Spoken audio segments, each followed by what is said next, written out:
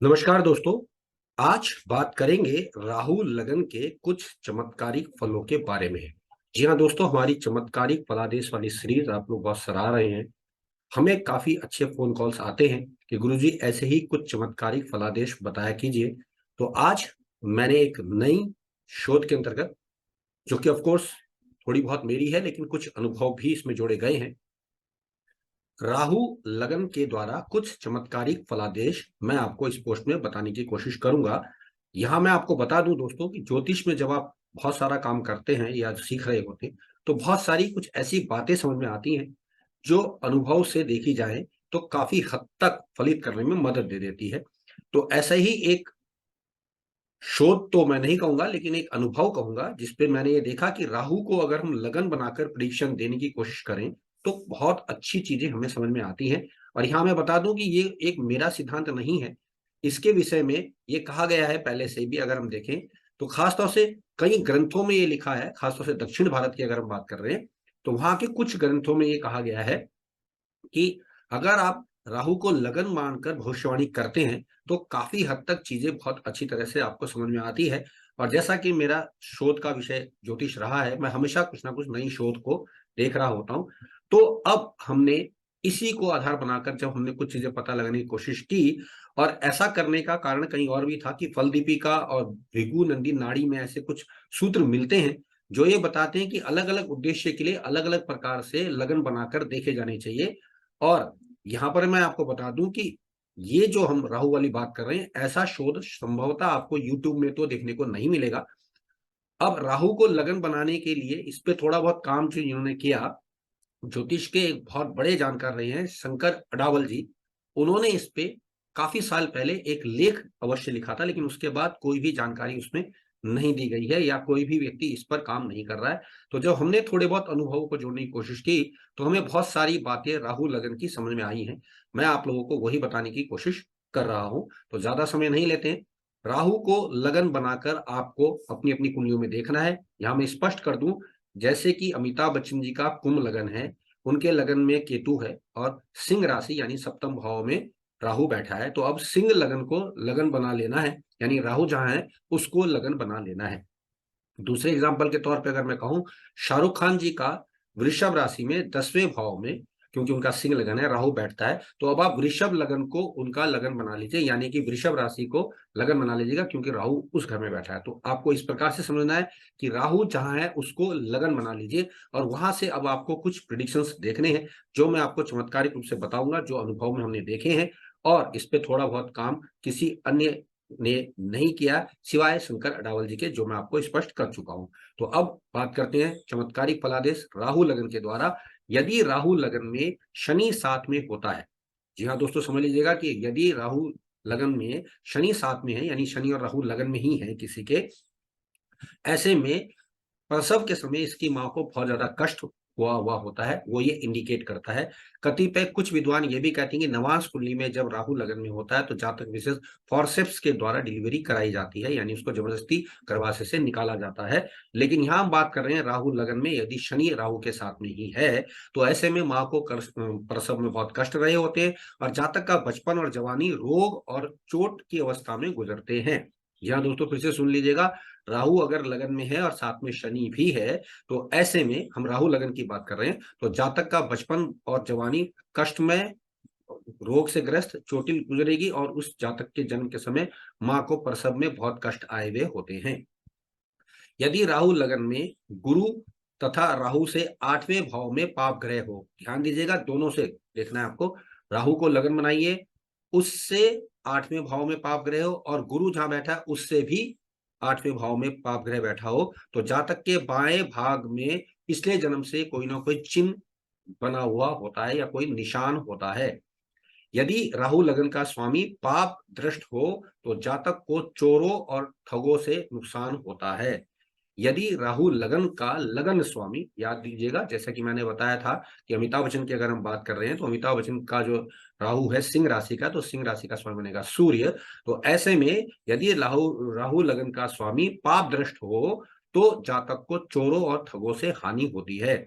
यदि राहु लगन में मेष, मिथुन, सिंह, तुला, धनु या कुंभ राशि का हो, यानी कि आपका राहु इन राशियों में है और राहु को आपने लगन बना लिया, यानी राहु लगन में मेष, मिथुन, सिंह, तुला, धनु या कुंभ का है तो जातक बहुत दुबला पतला होता है। और ये आपको इंटरेस्टिंगली देखने में मिलेगा महानायक अमिताभ बच्चन जी की पत्रिका में। उनका राहु लगन अगर बनाते हैं, सिंह लगन बनता है, और शुरुआती जीवन में वो किस प्रकार के आप सब जानते ही हैं। यदि राहु लगन व जन्म लगन एक ही हो तथा जन्म लग्नेश मंगल पर दृष्टि डाले तो जातक की मृत्यु 18 वर्ष की आयु में हो जाती है। फिर से सुनिएगा, यदि राहु लगन व जन्म लगन एक ही हो तथा जन्म लग्नेश मंगल पर दृष्टि डाले, यानी जन्म का जो लग्नेश है वो मंगल पर दृष्टि डाल रहा हो तो जातक की आयु 18 वर्ष की होती है। यदि राहु लगन व जन्म लगन एक ही है और लग्नेश मंगल पर दृष्टि डाल रहा है तो जातक की आयु 18 वर्ष की ही होगी। यदि राहु लगन में मंगल और शनि भी है तो जातक को गंभीर रोग या यौन अंगों में कष्ट होता है। यदि राहु लगन से गुरु जन्म लगन के पंचमेश मंगल पर दृष्टि डाले तो जातक के संतान की मृत्यु हो जाती है। एक और सूत्र लगता है हाथ, यदि राहु लगन से छठे भाव में चंद्रमा निर्बल अवस्था में हो तो जातक को मानसिक रोग होगा।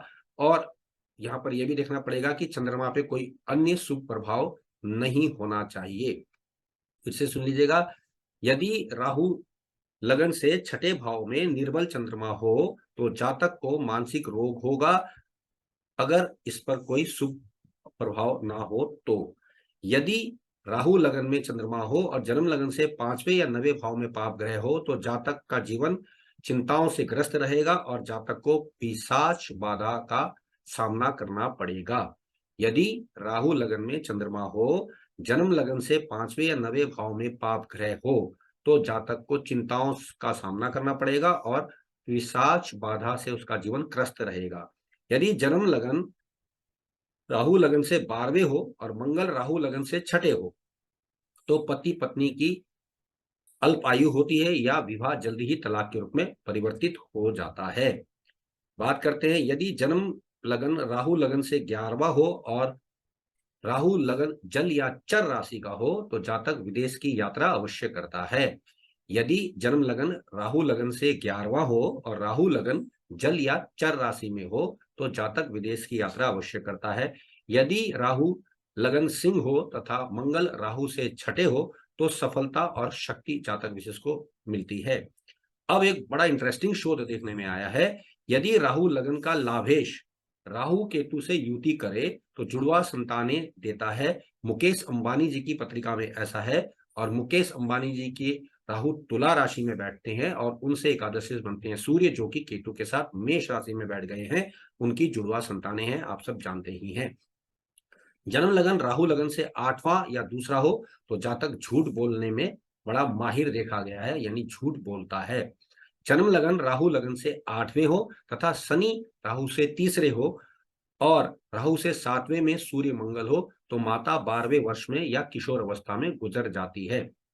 फिर से सुन लीजिएगा, जन्म लगन राहु लगन से 8वें हो तथा शनि राहु से तीसरे हो और राहु से 7वें भाव में सूर्य मंगल हो तो माता 12वें वर्ष में या किशोर अवस्था में गुजर जाती है।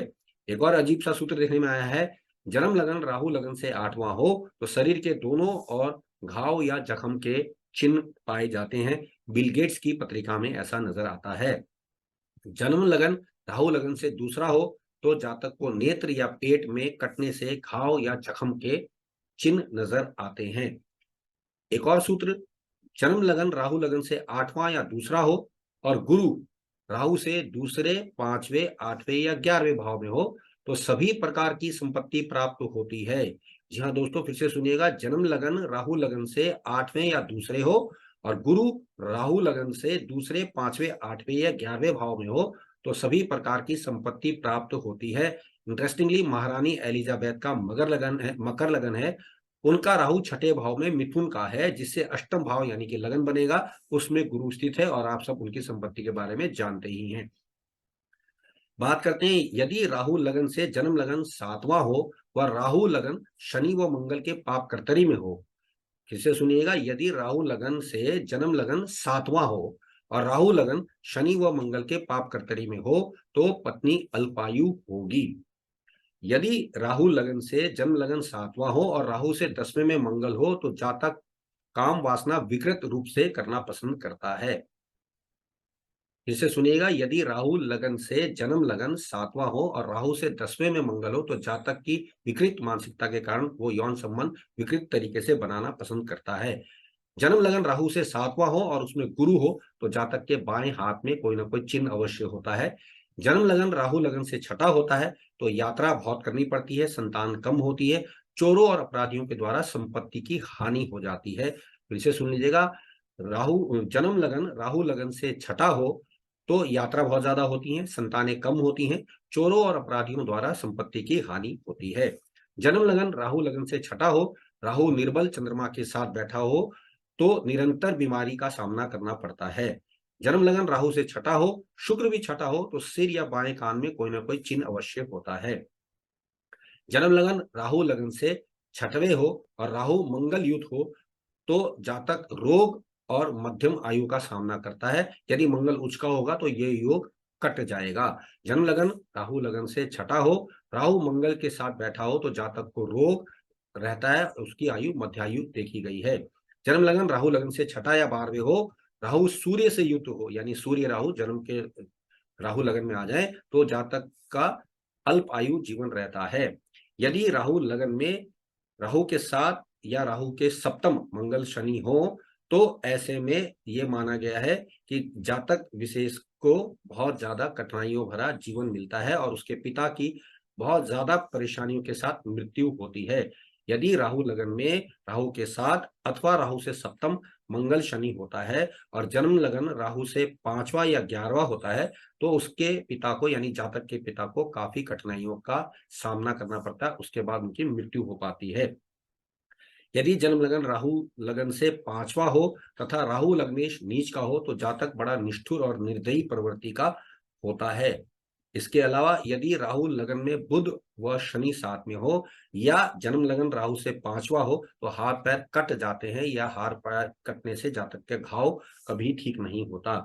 यदि राहु लगन में शुभ ग्रह हो और उनकी दृष्टि भी हो तो जन्म लगन राहु लगन से तीसरा हो तो सारे संकट दूर हो जाते हैं।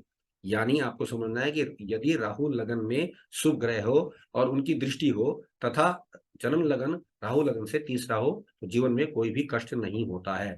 जन्म लगन राहु लगन से छठा हो और राहु से 7वें शनि हो यानी केतु के साथ में हो तो जातक ट्रांसपोर्ट का व्यापार करता है। इंटरेस्टिंगली ये सूत्र रजनीकांत जी की पत्रिका में परफेक्टली नजर आता है। इसके अलावा एक और सूत्र है कि जन्म लगन राहु लगन से छठा हो तो जातक दीर्घायु होता है। रजनीकांत जी की पत्रिका में ये सूत्र परफेक्टली नजर आता है।